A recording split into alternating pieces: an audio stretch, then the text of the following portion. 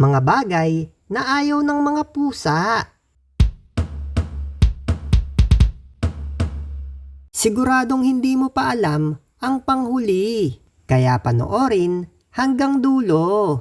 Tara, simulan na natin sa number 1. Teritoryo. Alam nyo ba na ang pusa ay may pagka-teritorial? Meron silang lugar na tinuturing nilang teritoryo. Ang lugar na ito ang kanilang playground o kanilang pahingahan. Ayaw nila na may ibang pusa na pumupunta sa teritoryo nila. Kaya naman, kapag narinig mo ang iyong pusa na umaangil, maaaring merong ligaw na pusa na pumasyal sa teritoryo niya. Number 2. Malakas na tunog.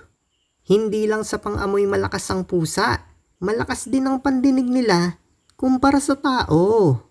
Karaniwan na sa tao ang magsaya na may paputok o fireworks kapag may okasyon. Ngunit siguradong hindi masaya ang pusa sa mga ingay ng fireworks. Kahit sa simpleng malakas na sounds o busina ng sasakyan lamang ay nagugulat na sila. At sila ay agad na umaalis upang humanap ng tahimik na lugar. At minsan ay nagtatago ang mga ito. Number 3. Pagkaing walang lasa.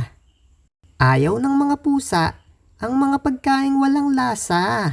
Hindi kagaya ng aso na kahit ano ang ibigay nating pagkain ay kakainin ito.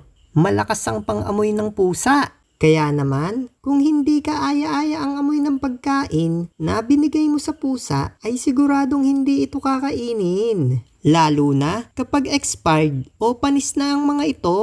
Kaya naman, kung ayaw mong pumayat ang iyong pusa, ay bigyan mo sila ng paborito nilang isda. Pwede rin ang cat food dahil ito ay may amoy na pampagana sa pusa.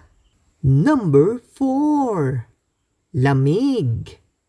Ayaw ng mga pusa ng malamig.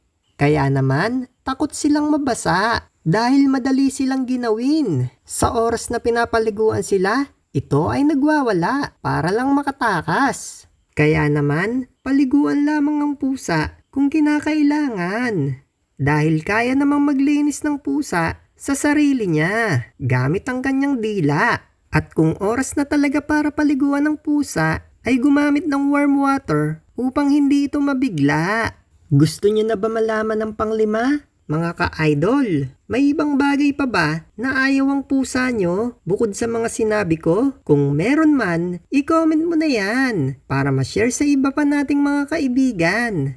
At kung nagustuhan mo ang ating video, ay huwag kalimutang mag-like. Maraming salamat sa inyo mga ka-idol. Tara, alamin na natin ang number 5. Ibang tao.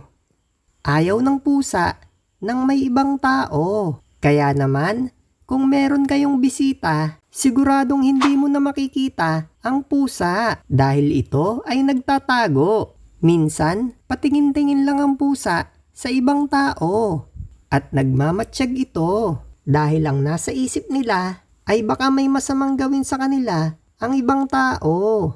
Ngunit kapag nakita niya ang kanyang amo na close sa ibang tao, ito ay mapapanatag na. Ito ay hindi na magtatago at magpapakita na sa kanila.